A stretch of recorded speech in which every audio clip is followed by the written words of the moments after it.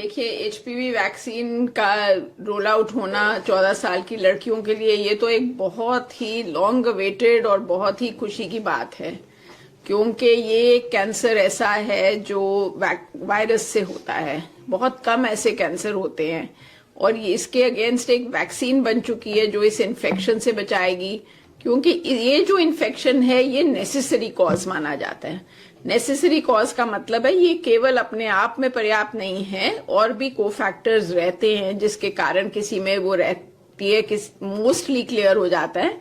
तो ये जो कॉज है, इसी को इन्फेक्शन ही ना होगी तो ना रहेगा बांस, ना बजेगी बांसुरी। इस केस में बांसुरी नहीं है, बहुत ही गंभीर बीमारी है जिससे बचा जाएगा।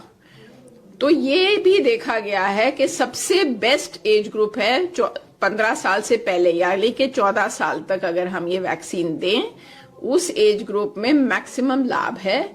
बहुत अच्छे से उसके एंटीबॉडी टाइटर बनता है और बहुत अच्छे से उससे प्रोटेक्शन आगे चल के मिलती है। क्या कुछ ऐसा भी है कि मैम इसकी साइड इफेक्ट्स है?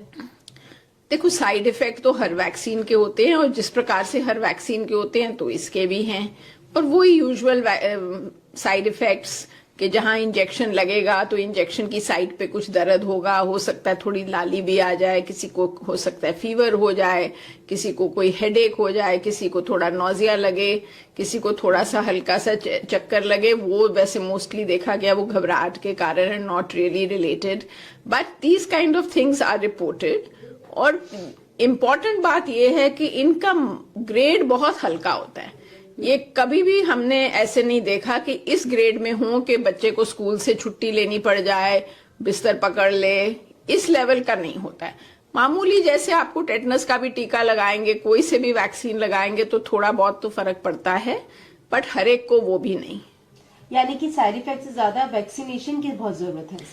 ऑफ कोर्स, देखो, हम सब डॉक्टर्स हों, चाहे वो पॉलिसी मेकर्स हों, पॉलिटिशियन हों या ब्यूरोक्रेट हों, हर किसी को ये चिंता होती है कि एक प्रिवेंटिव मेथड को आप इम्प्लीमेंट करने जा रहे हैं, उसमें नुकसान नहीं होना चाहिए।